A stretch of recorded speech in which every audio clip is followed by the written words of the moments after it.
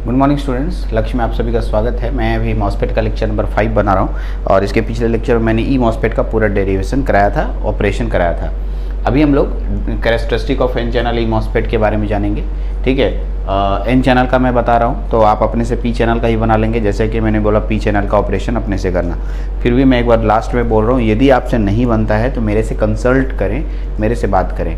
एक या दो स्टूडेंट हमसे कंसल्ट किए हैं कि हाँ सर हमको नहीं बनता है, या फिर हम बनाए हैं तो आप चेक कर लीजिए। बाकी सभी के सभी हम मान के चलेंगे कि आपने बनाया है, आप अच्छे से बना लिए हैं। ठीक है, क्योंकि आप लोग बस चुपचाप देखते हैं और लिख लेते हैं, तो यही कहा जा सकता है कि मैंने ठीक समझाया और आपने ठीक समझा। ठीक है, यही बाद में लास्ट में निकलेगा कि सर आपने तो बताया ही नहीं था। तो इस तरह की बातें निकलने से पहले मैं अभी बोल रहा हूँ कि अगर ऐसी बातें हैं तो अभी हमसे बात कर ले, अभी समय है, लास्ट में समय नहीं निकल पाएगा। चलिए, तो ड्रेन कैरेक्टरिस्टिक जैसे मैंने हम लोग पहले से बनाते हैं, VDS और ID दो तरह के कैरेक्टरिस्टिक पढ़ेंगे हम लोग, एक ड्रेन और एक ट्रांसफ़र। ड्रेन कैरेक्टरिस्टिक और ट्रांसफ़र कैरेक्टरिस्टिक जैसे कि हम लोग डिप्लीशन टाइप में पढ़ते थे, पर बस ग्राफ अलग होगा। तो ड्रेन कैरेक्टरिस्टिक में सबसे किसके बीच में ग्राफ बनाते हैं, VDS और ID के बीच में। तो मैंने एक फ़ोटो बना लिया है, जैसे कि आपको समझाऊँ, कैरेक्टरिस्टिक समझ में जल्दी आएगा इसलिए मैंने रफ फोटो बना लिया है। तो देखिए इसका ग्राफ कैसे बनता है। तो ग्राफ यहाँ पर बनाइए, ऐसे देखिए, यहाँ ऐसे, ये VDS और ये ID। तो इधर जो ग्राफ होगा और इधर जो ग्राफ होगा, इधर लिखेंगे VDS और इधर जो होगा ID होगा। क्लियर? मैंने बोला कि VDS और ID का ग्राफ बनाएंगे, लेकिन इसमें VGS को क्या रखेंगे, कांस्टेंट। किसको कांस्टेंट रखेंगे, VGS को कांस्टेंट रखेंगे। तो जैसे हम VGS को कांस्टेंट रखेंगे, VGS कहाँ होता है पहले इसको समझिए। तो VDS तो पहले इसके बीच में लगता है सर, ये N टाइप है तो ऊपर नेगेटिव होगा, इलेक्ट्रॉन तो ऊपर प्लस और नीचे माइनस, ये VDS कहलाता है।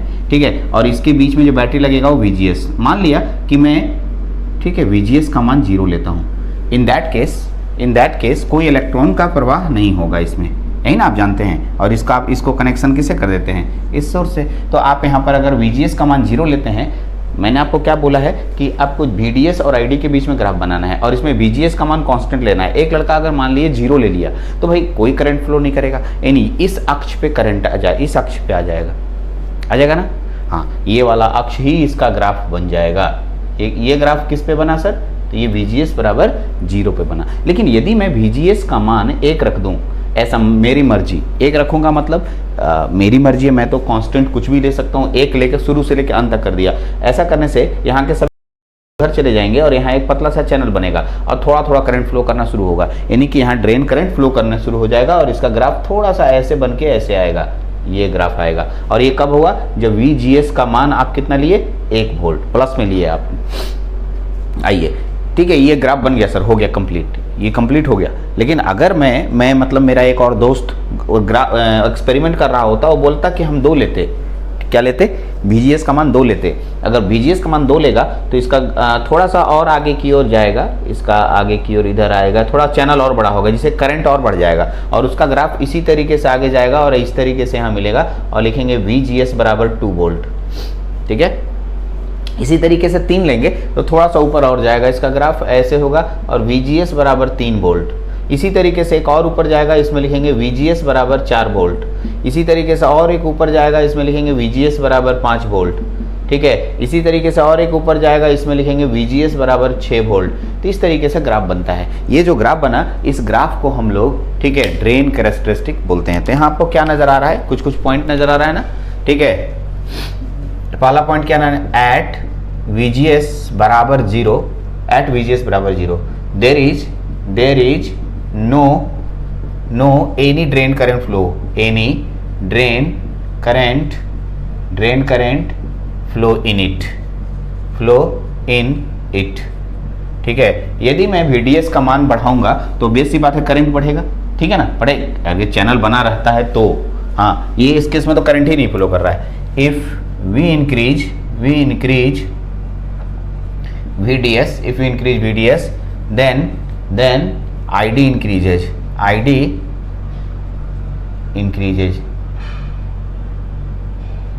If we increase VDS, then ID increases. ठीक है, यदि VDS बढ़ेगा तब ID बढ़ेगा। ठीक है, और एक और बात, यदि VGS का मान बढ़ाइएगा तो भी तो करंट बढ़ेगा। VGS का मान बढ़ाएगा तो चैनल बढ़ेगा, बड़ा होगा, और बड़ा होगा तो करंट बढ़ ज़्यादा होगा। चौथा, if we increase VGS, then ID also increase. Also increase. दिख भी रहा है एक, लेकिन एक लड़का इस पॉइंट पे क्वेश्चन उठा देता है, बोलता है VGS को कांस्टेंट रखने बोलते हैं आप, और यहाँ पर VGS को इंक्रीज कर रहे हैं। ठीक है भाई, इंक्रीज नहीं कर रहे हैं, ठीक है, ये कहना चाह रहे हैं कि अलग अलग स्टूडेंट का ग्राफ है, और कोई बच्चा 1 लिया, 2 लिया, 3 लिया, 4 लिया, बढ़ा, तो बढ़ने के दौरान क्या करंट VDS का मान ज़्यादा होगा पहले वाले से? तो यस, पहले वाले से ज़्यादा होगा। VGS का मान जितना ज़्यादा होगा ID का मान उतना ज़्यादा होगा। तो ये था ड्रेन कैरेक्टरिस्टिक, बड़ा नहीं है ड्रेन कैरेक्टरिस्टिक। अब आते हैं दूसरा हम लोग पढ़ने जा रहे हैं, उसका नाम है ट्रांसफर कैरेक्टरिस्टिक। ट्रांसफर कैरेक्टरिस्टिक, ठीक है, transfer characteristic.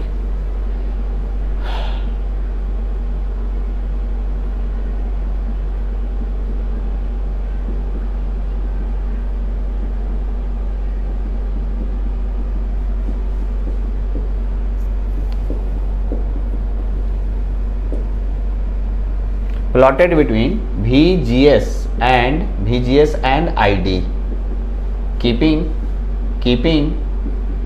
VDS constant, VDS को कांस्टेंट रखना है। मतलब किसके किसके बीच में ग्राफ बनाएंगे? यहाँ जो VDS आएगा और सॉरी ID और VGS के बीच में ग्राफ बनाएंगे। ग्राफ कैसे बनेगा वो देख लीजिए यहाँ पर, इधर ये हो गया VGS और इधर क्या होगा? ID। ग्राफ इधर नहीं बनेगा, फर्स्ट क्वाड्रेंट में बनेगा, क्योंकि बैटरी जो है पॉजिटिव लिया गया है। यही बात इंपॉर्टेंट है। ड्रेन को तो आपने पॉजिटिव अक्ष में रख ही दिया, तो ये तो फिक्स है कि ड्रेन पॉजिटिव अक्ष में होगा। लेकिन इसके पहले वाला में ये जो VGS था वो इधर था, लेकिन इसमें इधर होगा, क्योंकि यहाँ पर आपने पॉजिटिव लिया है। इसके पहले वाले में क्या लिया था? नेगेटिव लिया था, तो नेगेटिव अक्ष में जा रहा था VGS का मान। ये पॉइंट इंपॉर्टेंट है, ग्राफ इधर बनेगा, ठीक है। और ऐसे अब एक बात बताइए, VGS का मान कितना लेते हैं? VGS का मान यदि मैं 0 ले लेता हूं तो क्या कोई ड्रेन करंट फ्लो करता है? नहीं सर, नहीं फ्लो करता है, 0 पे 0 रहेगा। फिर मैं 1 ले लेता हूं तो 1 लेने पर 1 वोल्ट लेंगे तो थोड़ा करंट फ्लो करेगा, ड्रेन करंट, यानी कि 1 पर मान लीजिए यहाँ करंट आया, 2 पे यहाँ आया, 3 पे यहाँ आया, 4 पे यहाँ आया, 5 पे, इस तरीके से इसका एक्सपोनेंशियल भागता है ग्राफ। ऐसे मैं आपको बता दे रहा हूँ, इस तरीके से जाता है ग्राफ, एक्सपोनेंशियली इंक्रीज होता है, ठीक है। इस तरीके से आप यहाँ पर डॉट डॉट डॉट डॉट करके शो कर सकते हैं। देख लीजिए यहाँ पर इस तरीके से आपके पास ग्राफ हुआ ये, तो ये अलग अलग पॉइंट हुआ, ठीक है। डिफरेंट वैल्यूज लेंगे, 1 वोल्ट, 2 वोल्ट, 3 वोल्ट, ये हो गया 1 वोल्ट, ये 2 volt, 3 volt, 4 volt, 5 volt, 6 volt, ठीक है। VGS वोल्ट में लेना है और ID मिली एम्पियर में आएगा, ठीक है, जिसमें कि 1 मिली एम्पियर आएगा, ठीक है, 2 मिली एम्पियर, 4, 1, 2, 3 कर दीजिए, ठीक है। अब बीच में 1.5, 2.5 हो रहा है, ठीक है। यहाँ पर हो गया 3 के बाद ये हो गया, यहाँ पर आता तो 4, इस तरीके से आगे बढ़ता। तो ये आपका ग्राफ है। इसमें ये जो ग्राफ है, इस तरह के ग्राफ को हम लोग ट्रांसफर कैरेक्टरिस्टिक बोलते हैं। आप क्या इसमें पॉइंट देख रहे हैं? पॉइंट देखिए, बताइए तो, यदि आप VGS का मान बढ़ाते हैं तो ID का मान बढ़ता है। If we increase VGS then ID increases, ठीक है। एक ही पॉइंट है, क्योंकि हम इसमें और बात नहीं लिख सकते हैं। तो इस तरीके से मैंने 2 कैरेक्टरिस्टिक बताया, एक का नाम था ड्रेन कैरेक्टरिस्टिक और एक का नाम था ट्रांसफर कैरेक्टरिस्टिक। तो इसको नोट डाउन कीजिए। इसको नोट डाउन करने की ज़रूरत नहीं है, ये समझाने के लिए मैंने सिर्फ बनाया कि कैसे चैनल बनता है, और वो उसके पहले भी बता चुका हूँ, तो इसको समझाने के लिए मैंने ये फोटो बनाया। तो आप इसको बनाएं, उसके नीचे इसको बनाएं, तो 2 तरह के कैरेक्टरिस्टिक हुआ। अब कुछ इंपॉर्टेंट पॉइंट को देख लेते हैं हम लोग, मॉसफेट और जेफेट से रिलेटेड। मॉसफेट और जेफेट से रिलेटेड कुछ पॉइंट्स होंगे, उसको हम लोग देख लेते हैं, उसके बाद इस लेक्चर को एंड करेंगे। नोट डाउन कर लें इसको। तो आइए हम लोग देखते हैं कुछ important point in D MOSFET और ई मॉसफेट। ई मॉसफेट और डी मॉसफेट का कुछ इंपॉर्टेंट पॉइंट हम लोग यहाँ पर देखने जा रहे हैं, ठीक है। एक एक करके देखिए, मैंने कुछ पॉइंट्स लिखे, ये सारे के सारे पहले बताए जा चुके हैं। यदि आप पीछे के लेक्चर्स को आपने देखा है तो ये सारे के सारे पॉइंट्स आपको उसमें मिलेंगे, ठीक है। मैं एक बार पढ़ देता हूँ। इसी तरीके से यही इंपॉर्टेंट पॉइंट मैंने ई मॉसफेट के लिए भी लिखा है। तो मैंने सेम लिखने का मतलब है, टोटल पॉइंट काउंट कर लीजिए, देख लीजिए, इसको समझ लीजिए। 1 2 3 4 5 6 7 8 9 पॉइंट है, और यहाँ भी 9 पॉइंट है। उसी के अनुसार से जो जिस जगह चेंज है सिर्फ उसका वैल्यू, उसी का यहाँ पर लैंग्वेज लिखा हुआ है, बाकी सेम का मतलब आप इसी को कॉपी यहाँ पर करेंगे। बहुत सारे मामलों में डी मॉसफेट जो है ई मॉसफेट से पूरी तरीके से सेम होता है। तो अब आते हैं, चलिए मैं पॉइंट कर क्लियर कर दे रहा हूँ। चैनल इज ऑलवेज प्रेजेंट, इसमें चैनल हमेशा प्रेजेंट होता है, किसमें, डी मॉसफेट में। But channel is not present, but it is induced at the time of operation. Operation के समय इसमें लाया जाता है चैनल, इसमें पहले से चैनल मौजूद नहीं रहता है। The gate is isolated from the remaining device structure by SiO2 layer. SiO2 layer से गेट को आइसोलेट किया जाता है, आइसोलेट मतलब अलग किया जाता है, ये आपने पढ़ा है। It can work depletion mode as well as enhancement mode, यह डिप्लीशन मोड में भी काम करता है और इन्हेंसमेंट मोड में। हमें मेरा लेक्चर अगर देखे होंगे तो डिप्लीशन मोड में भी बताया हूँ और इन्हेंसमेंट मोड, बट इसमें सिर्फ इन्हेंसमेंट मोड में काम करता है। बाकी सारे पॉइंट्स इससे एकदम मिलते जुलते हैं। वेरी लो इनपुट देखिए ये इंपॉर्टेंट है, very low input gate current, input gate को इनपुट माना जाता है। यदि मैं आगे की जो लेक्चर है उसमें कॉमन सोर्स एम्पलीफायर बताऊंगा, तो आप देखिएगा कि गेट और सोर्स के बीच में मैं इनपुट सिग्नल दूंगा और ड्रेन और सोर्स के बीच में आउटपुट सिग्नल दूंगा। तो गेट एक प्रकार का इनपुट है। जैसे कि मैं यदि मैं बीजेटी की बात करूं, किसकी, बीजेटी आप पढ़ चुके हैं।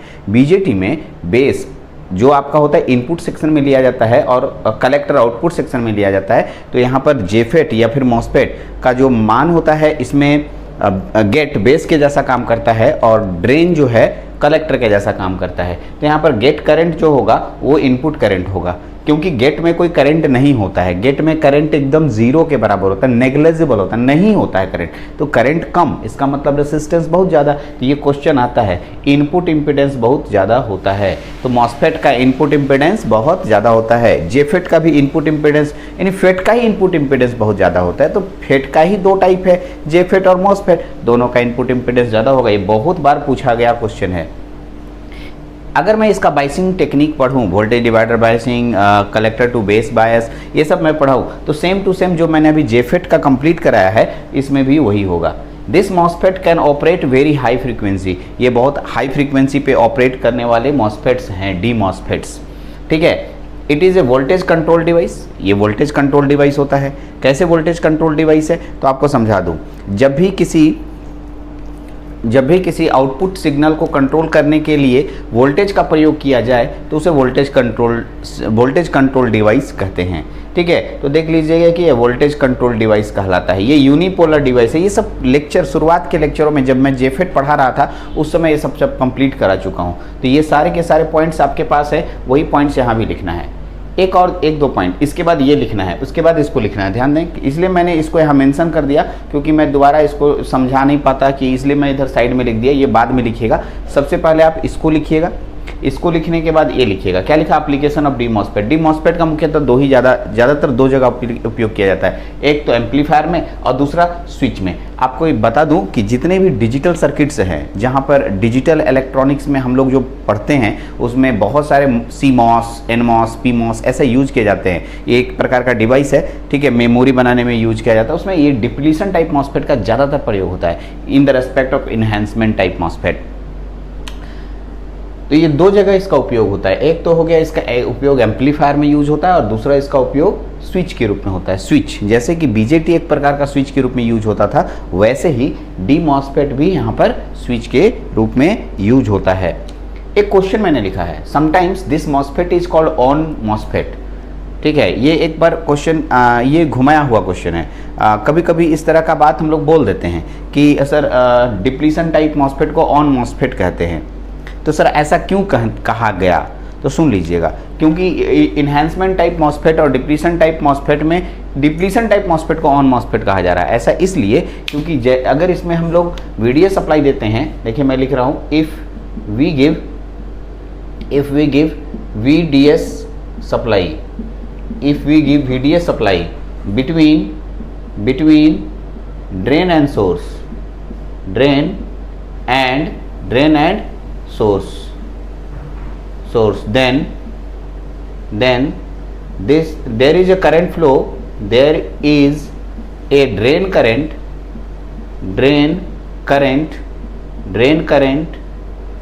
starts flow in it. So this MOSFET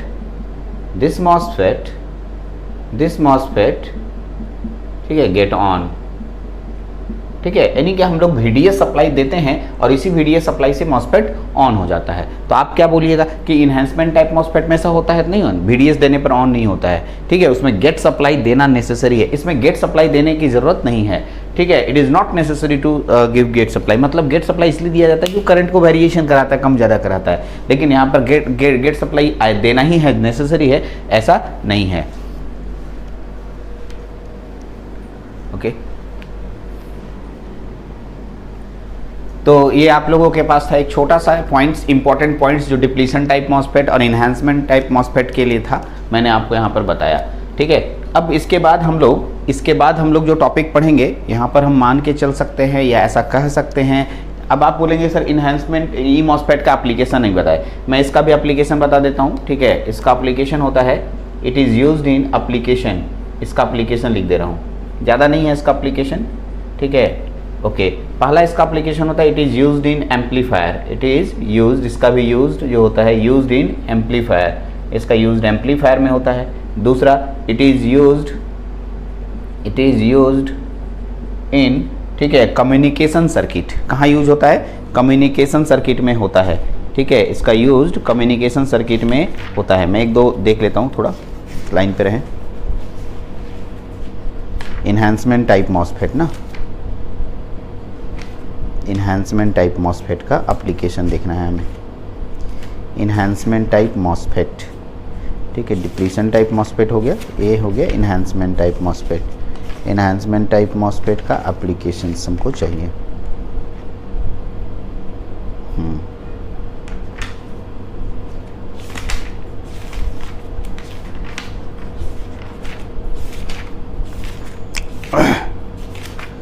हाँ, ई मॉस्फेट, ठीक है, डिजिटल सर्किट में भी होता है, CMOS इन्वर्टर में होता है, ठीक है। और इसका एक और यूज लिखा हुआ है, ठीक है, CMOS इन्वर्टर में, लीनियर एम्पलीफायर में, ठीक है, यूज्ड इन लीनियर एम्पलीफायर में होता है। लीनियर एम्पलीफायर का मतलब स्मॉल सिग्नल एम्पलीफायर, ठीक है, लीनियर एम्पलीफायर में हुआ, ठीक है। CMOS आप नहीं पढ़े, CMOS का मतलब होता है कॉम्प्लीमेंट्री मेटल ऑक्साइड सेमीकंडक्टर में इसका यूज होता है। मतलब N मॉस्फेट पढ़े और P मॉस्फेट पढ़े, यदि N चैनल मॉस्फेट और P चैनल मॉस्फेट को मिला के एक नया हाइब्रिड नया मॉस्फेट बनाया जाता है, उसका नाम है complementary metal oxide semiconductor, complementary metal oxide semiconductor, ठीक है। तो ये दो जगह इसका यूज हुआ है, सेम ही है लगभग, सिर्फ उसमें स्विच बनाया गया, इसमें स्विच नहीं बना रहे। स्विच का ज़्यादातर प्रयोग डी मॉस्फेट का यूज किया जाता है, जितना भी स्विच जहाँ पर हम लोग स्विच के रूप में यूज करेंगे डिप्लीशन टाइप। आपको याद दिला दूं, जितने भी मेमोरी डिवाइस हम लोग पढ़ते हैं आजकल, रैम, रोम, EPROM, ये सब जो हम लोग को पढ़ाया जाता है मेमोरी में, ये सारे के सारे मेमोरी के अंदर के सर्किट्स मॉस्फेट से ही बनाए जाते हैं, ठीक है। इसको भी लिख सकते हैं, it is used in memory device. कहाँ यूज होता है? मेमोरी डिवाइस में, ठीक है, मेमोरी सेल बनाने में इसका प्रयोग होता है। तो ये एक छोटा सा मेरा पॉइंट्स था। यहाँ पर मैंने आपको पूरी तरीके से कह सकता हूँ कि मैंने मॉस्फेट ख़त्म किया, मॉस्फेट्स के जो बेसिक्स जानकारी थे वो ख़त्म किया। हम लोग का सिलेबस यहीं तक है, मॉस्फेट की बाइसिंग को हम लोग नहीं ले जाएंगे। ऐसे मॉस्फेट की बाइसिंग जेफेट के बाइसिंग के एकदम सिमिलर होता है, कोई अंतर नहीं है। अब अगर आप देखना चाहें तो सेम कैलकुलेशन, सेम समथिंग होगा, सिर्फ जहाँ पर मॉस्फेट का फोटो लगता है वहाँ जेफेट का फोटो जहाँ लगा था वहाँ मॉस्फेट का फोटो लगा देंगे, सेम टू सेम, सब कुछ सेम, कोई अंतर नहीं है। लेकिन फिर भी अभी हम लोग के पास उसको नहीं पढ़ने के लिए कहा गया है, इसलिए हम लोग उसको नहीं स्टडी कर रहे हैं और ज़रूरत भी नहीं है अभी हम लोग को एक ही बार में सब नॉलेज लेना, ठीक है। हम लोग अप्लाइड इलेक्ट्रॉनिक्स पढ़ रहे हैं, तो हम लोग यहाँ पर मॉस्फेट को फिनिश करेंगे। हाँ, अभी हम लोग इसके बाद एम्पलीफायर के रास्ते पे आएंगे। तो जेफेट एम्पलीफायर हमारे सिलेबस में है, कौन सा? JFET amplifier. तो हम लोग जेफेट एम्पलीफायर के बारे में जानेंगे। तो जेफेट में जैसे कि हम लोग बीजेटी एम्पलीफायर पढ़ रहे हैं, तो 3 तरह के एम्पलीफायर पढ़ते थे, common base, common emitter, common collector. Common base, common emitter, common collector. कौन कौन? कॉमन बेस, कॉमन इमीटर और कॉमन कलेक्टर। तो आपको याद होगा कॉमन बेस का प्रयोग एम्पलीफायर और कॉमन कलेक्टर का यूज़ एम्पलीफायर के रूप में नहीं किया जाता था। पढ़े थे लेकिन इसका यूज़ एम्पलीफायर के रूप में हम लोग नहीं करते थे। कॉमन इमीटर बेस्ट एम्पलीफायर, ये हम लोग कॉमन इमीटर का उपयोग ज़्यादा करते हैं। तो उसी तरीके से कॉमन बेस के लिए कॉमन गेट होता है, कॉमन इमीटर के लिए कॉमन सोर्स होता है और कॉमन कलेक्टर के लिए कॉमन ड्रेन होता है। तो इसके लिए जब जेफेट में पढ़िएगा तो इसी के बराबर ये होता है। तो इसका भी उपयोग नहीं करते हैं, इसका भी उपयोग नहीं करते हैं और इसका उपयोग प्रयोग ज़्यादातर करते हैं हम लोग, ठीक है। तो ये हम लोग पढ़ने वाले हैं, यानी कि कॉमन सोर्स एम्पलीफायर हम लोग के लिए बहुत इंपॉर्टेंट है। ये कैसे काम करता है, इसके एक एक वर्किंग प्रिंसिपल पे बात करेंगे, कैसे इसमें कंस्ट्रक्शन करते हैं, कैसे इसका कनेक्शन करते हैं, कैसे सिग्नल देते हैं, कैसे ये सिग्नल को एम्पलीफाई करता है, कैसे फेज रिवर्सल हो जाता है, इन सब सारी बातों के लिए हम लोग पढ़ेंगे। तो कॉमन इमीटर जैसे जैसे पढ़े थे वैसे वैसे कॉमन सोर्स भी आएगा, यानी कॉमन इमीटर एम्पलीफायर जिसने पढ़ा है अच्छे से कॉमन सोर्स भी समझ में आएगा। लेकिन फिर कोई ऐसा नहीं कि आप एक बार पढ़ लीजिए कॉमन इमीटर, हम कॉमन सोर्स समझाने के लिए यहाँ पर सक्षम है और आपको समझाएंगे अच्छे से कॉमन सोर्स एम्पलीफायर। तो चलिए अगले जो लेक्चर आएगा उसमें कॉमन सोर्स एम्पलीफायर हम लोग देखेंगे और अच्छे से समझेंगे, ठीक है। कॉमन सोर्स एम्पलीफायर पढ़ाने के बाद ये मेरा यूनिट खत्म हो जाएगा और मैं ट्यून्ड एम्पलीफायर पे आ जाऊँगा। बहुत सारे स्टूडेंट पूछ रहे थे कि क्लास सी आपने नहीं बताया, क्लास सी ट्यून्ड एम्पलीफायर से रिलेट रखता है, इसलिए ट्यून्ड एम्पलीफायर के साथ ही क्लास सी, यानी कि ट्यून्ड एम्पलीफायर ही एक प्रकार का क्लास सी एम्पलीफायर है, ठीक है। क्या मैंने बोला, ट्यून्ड एम्पलीफायर ही एक प्रकार का क्लास सी एम्पलीफायर है, ठीक है। बस माइनर कंस्ट्रक्शन चेंज होता है तो हम लोग ट्यून्ड एम्पलीफायर बोलते हैं, माइनर, बहुत माइनर, तो वो बताएंगे हम आपको मतलब लेक्चर में बताऊंगा मैं कि क्या चेंजिंग की है कि ट्यून्ड ही क्लास सी बन गया, सॉरी क्लास सी ही ट्यून्ड बन गया, उसके बारे में बात करेंगे। तो यहाँ पर आप रहने दीजिए इसको, ठीक है। चलिए तो इसको अगले लेक्चर में कॉमन सोर्स एम्पलीफायर के बारे में हम लोग डिटेल स्टडी करेंगे, इसमें इतना ही रखते हैं।